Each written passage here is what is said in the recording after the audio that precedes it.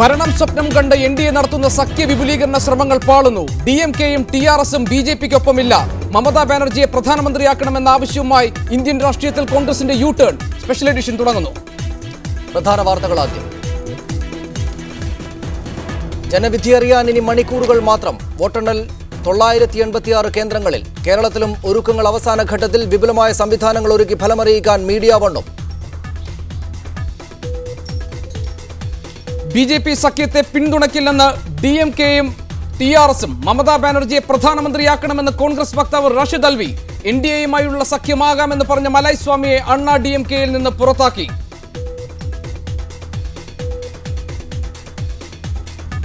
Medical പ്രവേശന പരീക്ഷയിൽ എറണാകുളം സ്വദേശി ബേസിൽ കോശി സജീവിന് 1ാം റാങ്ക്, അരുൺ അശോകിന് 2ാം റാങ്ക്. ആദ്യ 5 റാങ്കുകളും ആൺകുട്ടികൾക്ക്. എഞ്ചിനീയറിംഗ് വിഭാഗത്തിൽ 74,307 പേർ യോഗ്യത നേടി. അബ്ദുള്ള കുട്ടിക്കെതിരായ ലൈംഗികാരോപണ കേസിൽ സരിത ഇന്ന് മൊഴി നൽകിയില്ല. ആരോഗ്യ പ്രശ്നങ്ങൾ ഉണ്ടെന്നും കൂടുതൽ തെളിവുകൾ ഹാജരാക്കാമെന്നും സരിത കോടതിയിൽ. മൊഴി നൽകാതെ സരിത ഒത്തുകളിക്കുന്നതായി ആരോപണം. മണ്ണന്തലയിൽ ബ്ലേഡ് മാഫിയയുടെ ഭീഷണി മൂലം കുടുംബം ആത്മഹത്യ ചെയ്ത കേസിൽ പരാതി മുഖ്യ സംഭവം അന്വേഷിക്കാൻ ഉത്തരവ്. ദക്ഷിണ മേഖല എഡിജിപി എ പത്മകുമാറിന് അന്വേഷണ ചുമതല. ഓപ്പറേഷൻ കുബേരയുടെ ഭാഗമായി നടന്ന റെയ്ഡിൽ എഎസ്ഐക്ക് അറസ്റ്റിൽ. 16ാം ലോക്സഭയുടെ ഫലം വരാൻ മണിക്കൂറുകൾ മാത്രം അവശേഷിക്കെ കോൺഗ്രസിലും ബിജെപിയിലും തിരക്കിട്ട രാഷ്ട്രീയ ചർച്ചകൾ. രാജ്യസഭയിലെ ഭൂരിപക്ഷം കൂടി മുന്നിൽ കണ്ട് സഖ്യശ്രമം നടത്തുന്ന ബിജെപിക്ക് തിരിച്ചടി നൽകി എൻഡിഎയിലേക്കില്ലെന്ന് ടിആർഎസും ബിജെഡിയും വ്യക്തമാക്കി കഴിഞ്ഞു. ഡിഎംകെ മനം തുറന്നിട്ടില്ല. അതേസമയം നരേന്ദ്രമോദിയുടെ മന്ത്രിസഭയിലേക്കില്ലെന്ന് തുറന്നടിച്ച് സുഷമ സ്വരാജ് ബിജെപിയെ ഞെട്ടിച്ചു. മമതാ ബാനർജിയെ പ്രധാനമന്ത്രിയാക്കണം എന്നാവശ്യപ്പെട്ട് കോൺഗ്രസ് ആകട്ടെ ഫലപ്രഖ്യാപനത്തിന് മുൻപ് ബുദ്ധിപരമായ രാഷ്ട്രീയ നീക്കം നടത്തി.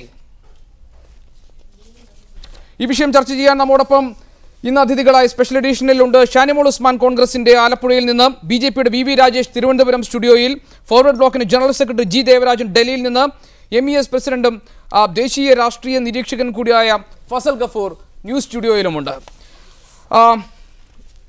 ഓരോ രാഷ്ട്രീയ പാർട്ടി പ്രതിനിധികളിലേക്ക് പോകുന്നതിന് മുൻപ് ശ്രീ ഫസൽ ഗഫൂർ, ഇന്ത്യൻ രാഷ്ട്രീയ സാഹചര്യങ്ങളെ നാളെ ജനവിധി വരാൻ ഇരിക്കുന്നതിന് തൊട്ട് തലേനാൾ രാത്രി താങ്കൾ എങ്ങനെ വിലയിരുത്തുന്നു?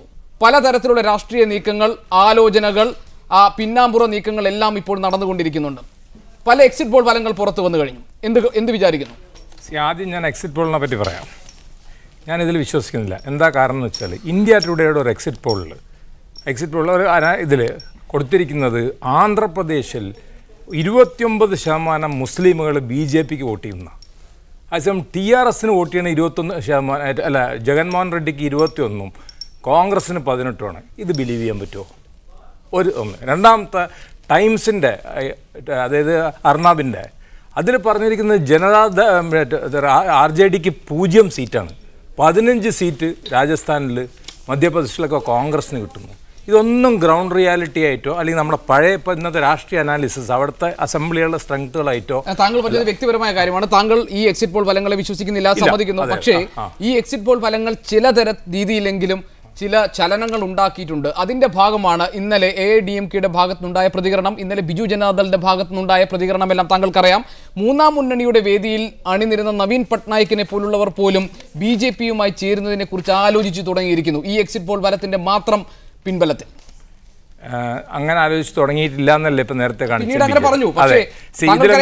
ഞാൻ പറയാം, പല സംസ്ഥാനങ്ങളിലും കോൺഗ്രസ്സിന് പകരം ആ പ്രാദേശിക പാർട്ടികളെ സംബന്ധിച്ചിടത്തോളം BJPയാണ് മുഖ്യ കക്ഷിയായിട്ട് വരുന്നത്.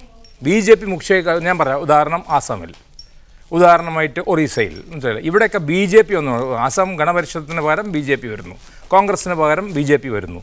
ആന്ധ്രാപ്രദേശിൽ BJPയും TDPയും കൂടെ വരുന്നു. ഇങ്ങനെ വരുമ്പോൾ അവിടുത്തെ മുഖ്യ പ്രാദേശിക കക്ഷിയെ സംബന്ധിച്ചുള്ള ഇതുവരെ ഉണ്ടായിരുന്ന കോൺഗ്രസ് വിരോധം കുറഞ്ഞു വരാനാണ് സാധ്യത. കാരണം കോൺഗ്രസിനെ സംബന്ധിച്ചിടത്തോളം it is A non starter ഈ ഇലക്ഷനിൽ എവിടെ ഓൾ ഓവർ ഇന്ത്യ. വാദങ്ങൾ കൂടെ അതിൻ്റെ വിശദാംശങ്ങളിലേക്ക് കൂടെ പോകേണ്ടതുണ്ട്. അതിനു മുമ്പ് ഇന്നത്തെ ഡൽഹിയിലുള്ള ഏറ്റവും ഒടുവിലത്തെ വിവരങ്ങളും രാഷ്ട്രീയ ചലനങ്ങളും റിപ്പോർട്ട് ചെയ്യാനായി ശ്രീജിത്ത് ഡൽഹിയിൽ നിന്നും ചേരും. ശ്രീജിത്ത്, BJPയുടെ കൂടിക്കാഴ്ചകൾ, നേതാക്കൾ തമ്മിലുള്ള കൂടിക്കാഴ്ചകൾ നടക്കുന്നു. നരേന്ദ്രമോദി സർക്കാരിലേക്കില്ല എന്ന് സുഷമ സ്വരാജ് വ്യക്തമാക്കിയിട്ടുണ്ട്. അതിനകത്ത് പരസ്പരമുള്ള അഭിപ്രായ വ്യത്യാസങ്ങളുണ്ട് എന്നതടക്കമുള്ള വിവരങ്ങൾ ദേശീയ മാധ്യമങ്ങളിലടക്കം വരുന്നു. എന്താണ് ഈ ഘട്ടത്തിൽ നൽകാൻ കഴിയുന്ന വിവരങ്ങൾ? ഏതൊക്കെ തരത്തിലുള്ള രാഷ്ട്രീയ ചർച്ചകളാണ് നടക്കുന്നത് രാജ്യതലസ്ഥാനത്ത്? സനീഷ്, ഏറ്റവും അവസാനമായി ഉള്ളൊരു കാര്യത്തിലേക്ക് വന്നാൽ ഏറ്റവും അവസാനമായി സംഭവിച്ചത് ഏതായാലും എൽ.കെ. അദ്വാനിയുമായും BJP അധ്യക്ഷൻ രാജ്നാഥ് സിംഗ് നടത്തിയ കൂടിക്കാഴ്ചയാണ്. ഏതാണ്ട് 1 മണിക്കൂറോളം നീണ്ടുനിന്ന ഈ കൂടിക്കാഴ്ചയ്ക്ക് ഒടുവിൽ കാര്യമായി രണ്ട് നേതാക്കളും മാധ്യമപ്രവർത്തകരോട് സംസാരിച്ചിട്ടില്ലെങ്കിൽ പോലും അദ്വാനിക്ക് നൽകാൻ പോകുന്ന സ്ഥാനങ്ങളെക്കുറിച്ചുള്ള ഒരു ചർച്ചയാണ് നടന്നത് എന്നുള്ളതാണ് നമുക്ക് ലഭിക്കുന്ന വിവരങ്ങൾ. ഏറ്റവും ഒടുവിലായി ലഭിക്കുന്നത് അദ്വാനിക്ക് ഒരു സ്പീക്കർ സ്ഥാനം നൽകാം എന്നുള്ളൊരു വാഗ്ദാനം BJP നേതൃത്വത്തിൽ ഭാഗത്തുനിന്ന് ഉണ്ടായി എന്നുള്ളതാണ്. ഏതായാലും അദ്വാനി അത് സ്വീകരിക്കാൻ ഇടയില്ല എന്നുള്ളതാണ് അദ്വാനിയോട് ചേർന്ന് നിൽക്കുന്ന ആളുകൾ പറയുന്നത്. സുഷമ സ്വരാജ് ആകട്ടെ തികച്ചും കടുത്ത ഒരു പ്രതിഷേധത്തിലാണ്. ഇന്നലെ ഏറ്റവും ഒരു BJPയുടെ നിർണായകമായ യോഗത്തിൽ നരേന്ദ്രമോദിയോട് ചർച്ച നടത്താൻ BJP അധ്യക്ഷൻ സാധാരണഗതിയിലുള്ള BJPയുടെ ഒരു സാധാരണ പ്രോട്ടോകോളുകളെ തെറ്റിച്ചുകൊണ്ടാണ് സാധാരണ പ്രധാനമന്ത്രി BJPക്ക് ഇല്ലാത്തിടത്തോളം സമയം BJP അധ്യക്ഷനെ കാണാനായ നേതാക്കൾ അദ്ദേഹത്തിന്റെ വസതിയിലേക്ക് വരികയാണ് പതിവ്. ഇതിനെ തെറ്റിച്ചുകൊണ്ട് മോഡിയെ കാണാനായി ഇവിടെ നിന്ന് അങ്ങോട്ടേക്ക് ഗാന്ധിനഗറിലേക്ക് പോവുകയാണ് സംഭവിച്ചത്. രാജ്നാഥ് സിംഗും അരുൺ ജെയ്റ്റ്ലിയും അടക്കമുള്ളവർ, മുൻ അധ്യക്ഷൻ നിതിൻ ഗഡ്കരിയും അടക്കമുള്ളവർ പോയി. ഈ യോഗത്തിൽ പങ്കെടുക്കേണ്ടതായിരുന്നു സുഷമ സ്വരാജ് അതിൽ നിന്ന് വിട്ടുനിൽക്കുകയും ഭോപ്പാലിലേക്ക് പോവുകയും ചെയ്തുള്ള പ്രതിഷേധം അറിയിച്ചു. അതിന് തുടർച്ചയായാണ് ഇന്ന് വൈകുന്നേരം ഏതായാലും മോഡിയുടെ ഒരു മന്ത്രിസഭയിലേക്ക് ചേരാൻ താൻ ഇല്ല എന്നുള്ള മറ്റുള്ള സൂചനകൾ നൽകിയത്. ഈ സൂചനകളുടെ തുടർച്ചയായാണ് രാജ്നാഥ് സിംഗിനെ കാണാനായി അദ്വാനി എത്തുന്നത്. നമുക്കറിയാം സുഷമ സ്വരാജ് ഏറ്റവും അടുത്ത ഒരു അദ്വാനി പക്ഷക്കാരിയായിട്ട് എല്ലാ കാലത്തും അറിയപ്പെട്ടിരുന്ന ആളാണ്. അക്കാര്യം തുറന്നു പറയാനായി സുഷമ സ്വരാജിന് ഒരു കാലത്തും മടിയുണ്ടായിട്ടില്ല. അതുകൊണ്ട് തന്നെ അത്തരം ഒരു രാഷ്ട്രീയ നീക്കം, വളരെ കൗതുകകരമായിട്ടുള്ള ഒരു രാഷ്ട്രീയ നീക്കം ഒരു വശത്ത് നടക്കുന്നുണ്ട്. ഇന്ന് RSSന്റെ ഞാൻ തിരിച്ചു വരാം. ശ്രീജിത്ത്, കൂടുതൽ വിവരങ്ങൾ താങ്കളിൽ നിന്നും ലഭ്യമാകേണ്ടതുണ്ട്. ഈ ചർച്ചയ്ക്ക് ഉപയുക്തമാകും അവ. അതിന് നമുക്ക് ഈ ചർച്ചയിലേക്ക് കടക്കാം. ശ്രീമതി ഷാനിമോൾ ഉസ്മാൻ കേൾക്കാമെങ്കിൽ, എല്ലായിടത്തു നിന്നും ലഭിക്കുന്ന വിവരങ്ങൾ, ഇപ്പോൾ നടക്കുന്ന രാഷ്ട്രീയ ചർച്ചകൾ കോൺഗ്രസ് അതിൻ്റെ ചരിത്രത്തിലെ ഏറ്റവും വലിയ പരാജയത്തിലേക്ക് പോകും എന്ന മട്ടിലാണ്. ആ ചർച്ചകൾക്ക് വലിയ ശക്തി നൽകുന്നുണ്ട് BJP നേതൃത്വത്തിൻ്റെ, NDA നേതൃത്വത്തിൻ്റെ കൂടിക്കാഴ്ചകളും ചർച്ചകളും. ആരൊക്കെ വരണം മന്ത്രിസഭയിലേക്ക് എന്നതടക്കമുള്ള വോട്ടെണ്ണൽ പൂർണ്ണമായി കഴിഞ്ഞതിന് ശേഷം നടക്കേണ്ടുന്ന ചർച്ചകൾ നേരത്തെ നടക്കുന്നത് കോൺഗ്രസിനുണ്ടാകാൻ പോകുന്നത് വമ്പൻ തിരിച്ചടിയാണ് എന്ന സൂചനകൾ നൽകിക്കൊണ്ടാണ്. അതിൽ വിശ്വസിക്കുന്നുണ്ടോ? ആശങ്കയുണ്ടോ പാർട്ടിയുടെ നാളെ വോട്ടെണ്ണലിന് ശേഷം ഉണ്ടാകുന്ന സ്ഥിതിയെക്കുറിച്ച്?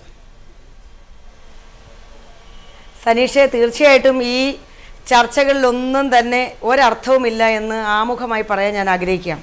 കാരണം ഈ എക്സിറ്റ് പോൾ ഫലങ്ങൾ വെച്ചുകൊണ്ടുള്ളൊരു ചർച്ചയ്ക്ക് കോൺഗ്രസ് തയ്യാറേയില്ല.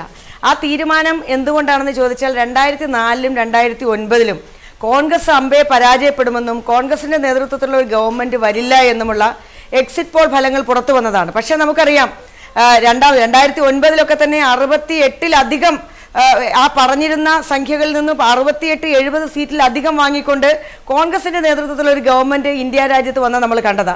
അപ്പോൾ ഏതായാലും എനിക്ക് പറയാം, ഇനി മണിക്കൂറുകൾ മാത്രമേ ഉള്ളൂ യാഥാർത്ഥ്യത്തിലേക്ക് കടക്കാൻ. എനിക്കൊരു സംശയവുമില്ല, കോൺഗ്രസിനൊരു സംശയവുമില്ല, ഒരു മതേതര ജനാധിപത്യ ഗവൺമെന്റിന് വേണ്ടി ഈ രാജ്യത്തെ പ്രാദേശിക കക്ഷികളാണെങ്കിലും BJP ഇതര രാഷ്ട്രീയ പ്രസ്ഥാനങ്ങളാണെങ്കിലും നിലകൊള്ളുമെന്നുള്ളത് നമ്മൾ മനസ്സിലാക്കേണ്ടത്. തെരഞ്ഞെടുപ്പിന്റെ പ്രചരണം തുടങ്ങുന്നതിന് ഒരുപക്ഷെ മുമ്പ് മോദി ഒരു തരംഗമുണ്ടാക്കാൻ വേണ്ടിയിട്ടുള്ള പല പരിശ്രമങ്ങളുമൊക്കെ നടത്തിയെങ്കിൽ പോലും NDAയിൽ നിന്ന് എത്രയോ കക്ഷികൾ പൊഴിഞ്ഞു പോകുന്ന ഒരു കാഴ്ചയാണ് നമ്മൾ നമ്മുടെ രാജ്യത്ത് കണ്ടിട്ടുള്ളത്. ഇപ്പോൾ അതിനുശേഷം ഇന്ന് ലേറ്റസ്റ്റ് ആയിട്ട് നമ്മൾ നോക്കുമ്പോൾ എന്താണ് കോൺഗ്രസ് എല്ലാ കാലത്തും ഉന്നയിച്ചിട്ടുള്ള ഏറ്റവും പ്രധാനപ്പെട്ട ആക്ഷേപം?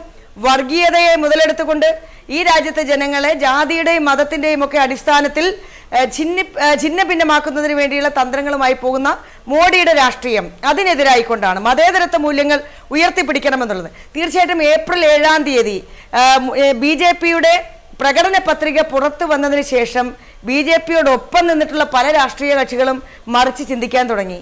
ആ പ്രകടന പത്രികയിലൂടെ പറഞ്ഞിട്ടുള്ള കാര്യങ്ങൾ എന്താ? ഈ രാജ്യത്തെ ഭരണഘടനയെ പോലും ചോദ്യം ചെയ്യുന്ന തരത്തിൽ, വ്യക്തികളുടെ വിശ്വാസത്തെ പോലും ചോദ്യം ചെയ്യുന്ന തരത്തിലുള്ള ഒരു പ്രകടന പത്രിക കൊണ്ടുവന്നാണ് അധികാരത്തിലേക്ക് കടന്നു വരുന്നതിന് വേണ്ടി, അതും മൂലധന ശക്തികൾക്ക് വേണ്ടി മതത്തെ ഉപയോഗിച്ച് രാജ്യം പിടിച്ചടക്കുന്നതിനുള്ള പരിശ്രമങ്ങളുമായി മോഡി പോയിട്ടുള്ളത്. പക്ഷെ ഇപ്പൊ തന്നെ ലേറ്റസ്റ്റ് വന്നിരിക്കുന്നത് എന്താണ്? BJPയുടെ തന്നെ മുതിർന്ന നേതാവായിട്ടുള്ള പ്രതിപക്ഷ നേതാവ് സുഷമ സ്വരാജ് അടക്കം പറയുന്നു മോഡിയുടെ മന്ത്രിസഭയിലേക്ക് ഞങ്ങളില്ല. ശ്രീമതി ഷാനിമോൾ ഉസ്മാൻ, കോൺഗ്രസിന്റെ പ്രതിനിധിയായി വന്നിരിക്കുന്ന താങ്കൾ, AICCയുടെ മുൻ സെക്രട്ടറി ശ്രീമതി ഷാനിമോൾ ഉസ്മാൻ പറയുന്നതെല്ലാം BJPയുടെ കാര്യങ്ങളാണ്. ഞങ്ങളുടെ ചോദ്യം കോൺഗ്രസ് എവിടെ നിൽക്കുന്നു എന്നുള്ളതാണ്. കോൺഗ്രസിലെ ഇപ്പോൾ മമതാ ബാനർജിയെ പ്രധാനമന്ത്രിയാക്കാം എന്നാണ് കോൺഗ്രസ് വക്താവ് റാഷിദ് അൽവി അഭിപ്രായം പറഞ്ഞിരിക്കുന്നത്. എന്ന് പറഞ്ഞാൽ BJPയുടെ നേതൃത്വത്തിൽ ഒരു സർക്കാർ രൂപീകരിക്കാനുള്ള സാധ്യത വളരെ വലിയ അപകടമായി കോൺഗ്രസ് കാണുന്നു. അതുകൊണ്ട് താങ്കൾ പറഞ്ഞു എക്സിറ്റ് പോൾ ഫലങ്ങളെ വിശ്വസിക്കുന്നില്ല, അതിന്മേലൊരു ചർച്ചയ്ക്കും തയ്യാറെടുക്കേണ്ടെന്ന് നിങ്ങൾ നയപരമായി തന്നെ തീരുമാനിച്ചതാണ്, അത് അംഗീകരിക്കുന്നു. പക്ഷേ ഈ എക്സിറ്റ് പോൾ ഫലങ്ങളുടെ പശ്ചാത്തലത്തിൽ അതിനെ അടിസ്ഥാനപ്പെടുത്തി പല സഖ്യ നീക്കങ്ങളും BJP തുടങ്ങിക്കഴിഞ്ഞു. കോൺഗ്രസിന് ഭയമുണ്ട്, അതുകൊണ്ടാണ് കോൺഗ്രസ് ഇപ്പോൾ നിലപാട് മാറ്റുന്നത്. അതുതന്നെയാണ് ഞാൻ പറഞ്ഞു വരുന്നത്. ഒരു ജലരേഖയാണ് ഈ പറഞ്ഞ എക്സിറ്റ് പോൾ ഫലങ്ങളുടെ അടിസ്ഥാനത്തിൽ ഗാന്ധിനഗറില് BJPയുടെ നേതാക്കന്മാരെ വിളിച്ചുകൂട്ടി പോർട്ട്ഫോളിയോ തീരുമാനിക്കുന്ന ഇതെന്താണ് ഇവിടെ? സത്യത്തിന് വിരുദ്ധമായിക്കൊണ്ട് സ്വപ്ന ലോകത്താണ് BJP എന്ന് ഈ അവസരത്തിൽ പറയാൻ ഞാൻ ആഗ്രഹിക്കുകയാണ്. ഒരു സംശയവും വേണ്ട, മതേതര ജനാധിപത്യ ഗവൺമെന്റ് വീണ്ടും ഇന്ത്യ രാജ്യത്ത് അധികാരത്തിലേക്ക് കടന്നു വരും. അതിന്റെ തലപ്പത്ത് ആര് വരുമെന്നോ അല്ലെങ്കിൽ അത്തരം കാര്യങ്ങളിലേക്കുള്ള ചർച്ചയിലേക്ക് മണിക്കൂറുകൾ മാത്രം ഇതിന്റെ വ്യക്തമായിട്ടുള്ള ഫലം വരാനിരിക്കെ ഞാൻ അതിലേക്ക് കടക്കുന്നില്ല. ഫലം മണിക്കൂറുകൾക്കകമേ വരികയുള്ളൂ. ശ്രീ ജി ദേവരാജൻ, എങ്കിലും നരേന്ദ്രമോദിയുടെ നേതൃത്വത്തിലുള്ള NDA സർക്കാർ രാജ്യം ഭരിക്കാൻ പോകുന്നു എന്ന ചർച്ച, എന്ന തോന്നൽ രാജ്യത്ത് സജീവമാണ്.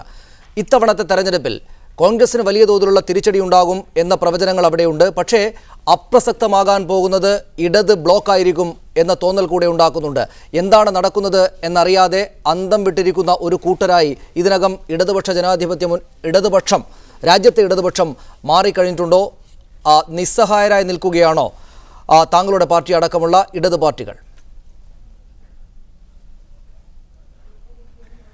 നമ്മൾ എഴുതാപ്പുറം വായിച്ചിട്ട് കാര്യമില്ലല്ലോ. അങ്ങനെ ഇടതുപക്ഷ പ്രസ്ഥാനങ്ങളൊന്നും ഇന്ത്യൻ രാഷ്ട്രീയത്തിൽ അപ്രസക്തമാകാൻ പോകുന്നില്ല. പാർലമെന്റിലെ അംഗസംഖ്യ നോക്കിക്കൊണ്ട് മാത്രമല്ലല്ലോ ഇടതുപക്ഷ പാർട്ടികളുടെ പ്രസക്തി മനസ്സിലാക്കേണ്ടത്. എങ്കിൽ പോലും വാദത്തിന് വേണ്ടി പറയാം, 2014 തെരഞ്ഞെടുപ്പിന്റെ ഫലം പുറത്തു വരാൻ ഇനി ഒരു 11 മണിക്കൂറുകൾ കൂടി നമ്മൾ കാത്തിരിക്കണം. ഈ 11 മണിക്കൂറുകൾ കഴിയുമെന്ന് നമുക്കറിയാം. ഇടതുപക്ഷത്തിന് അവരുടെ ശക്തി വർദ്ധിപ്പിക്കുവാൻ കഴിഞ്ഞോ എന്നുള്ളത് നമുക്കറിയാൻ പോകുന്ന കാര്യമാണ്. പക്ഷേ ഇടതുപക്ഷ പ്രസ്ഥാനങ്ങൾക്ക് വേണ്ടിയും മതേതര ജനാധിപത്യ പ്രസ്ഥാനങ്ങൾക്ക് വേണ്ടിയും രാജ്യത്ത് പല സംസ്ഥാനങ്ങളിലും പ്രചരണം നടത്തിയിട്ടുള്ള ഒരു രാഷ്ട്രീയ പ്രവർത്തകൻ എന്ന നിലയിൽ എനിക്ക് പറയുവാൻ കഴിയും, ഇടതുപക്ഷം കൂടുതൽ ശക്തമായ സാന്നിധ്യം ഇത്തവണ 16ാം പാർലമെന്റിൽ ഉണ്ടാക്കും, ആ സാന്നിധ്യം ഉണ്ടായിരിക്കും എന്നെനിക്ക് ഉറപ്പിച്ച് പറയുവാൻ കഴിയും. അത് പശ്ചിമബംഗാളും കേരളത്തിലും മാത്രമല്ല, മറ്റു പല സംസ്ഥാനങ്ങളിലും ഇത്തരത്തിലുള്ള ത്രിപുര അടക്കം സംഖ്യ ഇടതുപക്ഷത്തിന് അനുകൂലമായി തന്നെ മാറാൻ പോകുകയാണ്. ശ്രീ ജി ദേവരാജൻ, താങ്കൾ പറഞ്ഞതുപോലെ പാർലമെന്റിലെ സീറ്റ് നില അനുസരിച്ചോ അല്ലെങ്കിൽ ഈ തെരഞ്ഞെടുപ്പിൽ ജയിക്കാൻ പോകുന്ന സീറ്റുകളെ അടിസ്ഥാനപ്പെടുത്തിയോ ഒന്നും തന്നെയല്ല ഇടതുപക്ഷ പ്രസ്ഥാനങ്ങളുടെ രാജ്യത്തിലെ പ്രസക്തിയെ നമ്മൾ മനസ്സിലാക്കേണ്ടതും അതിനെ നിർണ്ണയിക്കേണ്ടതും. ശരി തന്നെ. ഇനി ഒരു മതേതര കക്ഷികളുടെ കൂട്ടായ്മ ഉണ്ടാക്കാൻ വേണ്ടിയുള്ള ഇടതുപക്ഷത്തിന്റെ ശ്രമങ്ങൾ ഈ തെരഞ്ഞെടുപ്പ് സമയത്ത് BJP എതിർപക്ഷത്ത് ശക്തരായി നിൽക്കുന്നു എന്ന ഫലപ്രവചന സൂചനകൾ പുറത്തു വരുന്ന പശ്ചാത്തലത്തിൽ ആ കൂട്ടായ്മയെ രൂപപ്പെടുത്തിക്കൊണ്ടുവരാൻ ഇടത് കക്ഷികൾക്ക് സാധിക്കുമോ? അതെങ്കിലും ചർച്ച ചെയ്യാമല്ലോ നമുക്കിന്ന്. ഉറപ്പായിട്ടും നിശ്ചയമായിട്ടും എനിക്ക് പറയുവാൻ കഴിയും, തെരഞ്ഞെടുപ്പിന്റെ ഫലം പുറത്തു വന്ന് കഴിയുമ്പോൾ ഇടതുപക്ഷ പാർട്ടികളുടെയും അതുപോലെ തന്നെ വിവിധ സംസ്ഥാനങ്ങളിലെ പ്രാദേശിക പാർട്ടികളുടെയും ജനാധിപത്യ മതനിരപേക്ഷ പാർട്ടികളുടെയും ഒരു കൂട്ടായ്മയ്ക്ക് വേണ്ടിയിട്ടുള്ള ശ്രമം ഇന്ത്യയിൽ ആരംഭിക്കും. അതിന് നേരത്തെ തന്നെ ചില തുടക്കങ്ങൾ ആരംഭിച്ചിരുന്നു. അതായത് ബദൽ നയങ്ങൾ രൂപീകരിക്കുക എന്ന ഉദ്ദേശത്തോടു കൂടി അപ്രകാരമുള്ള ചില നീക്കങ്ങൾ നടന്നിരുന്നു. അതിന് എന്തുകൊണ്ടാണ് ഇപ്പോഴും ആത്മവിശ്വാസം ഇടതുപക്ഷ പാർട്ടികൾക്കും അതുപോലെ തന്നെ ഇത്തരത്തിലുള്ള പ്രാദേശിക ജനാധിപത്യ മതേതര പാർട്ടികൾക്കും ഉള്ളത് എന്നുള്ളത് കൂടി നമുക്ക് വിശദീകരിക്കേണ്ടതായിട്ടുണ്ട്. ഒന്ന്, കോൺഗ്രസിന് അധികാരത്തിലേക്ക് തിരിച്ചു വരാൻ കഴിയില്ല എന്നുള്ളത് ഏതാണ്ട് ഉറപ്പായി കഴിഞ്ഞിരിക്കുന്നു. കോൺഗ്രസിന്റെ പ്രധാനപ്പെട്ട ഒരു വക്താവ് തന്നെ പറഞ്ഞിരിക്കുന്നു, കോൺഗ്രസിന് പകരം മറ്റാരെങ്കിലും പ്രധാനമന്ത്രിയാക്കുന്നതിനെ കുറിച്ച് നമ്മൾ ആലോചിക്കേണ്ടിയിരിക്കുന്നുവെന്ന്. കോൺഗ്രസിന്റെ നേതാക്കന്മാർ പലരും മത്സരിക്കാതെ മാറി നിൽക്കുകയും ചെയ്ത് നമ്മൾ കണ്ടതാണ്. അതുകൊണ്ട് തന്നെ കോൺഗ്രസ് ആത്മവിശ്വാസം നഷ്ടപ്പെട്ട് പരാജയം സംബന്ധിച്ച് കീഴടങ്ങിയിരിക്കുന്നു. പിന്നെ ഉള്ളത് BJP എന്നുള്ള ഈ മാധ്യമങ്ങളുടെ എക്സിറ്റ് പോൾ ഫലങ്ങളുടെയും അതുപോലെ തന്നെ പ്രചണ്ഡമായ പ്രചരണത്തിന്റെയും അടിസ്ഥാനത്തിൽ ജനങ്ങൾ ഉണ്ടാക്കിയിട്ടുള്ള ഒരു വികാരമാണ്. അതിന്റെ യാഥാർത്ഥ്യം എത്രത്തോളം ഉണ്ട് എന്നുള്ളത് നമ്മൾ അന്വേഷിക്കണ്ടേ. കഴിഞ്ഞ 2009 തെരഞ്ഞെടുപ്പിൽ BJPക്ക് കിട്ടിയത് 19% വോട്ട് മാത്രമാണ്.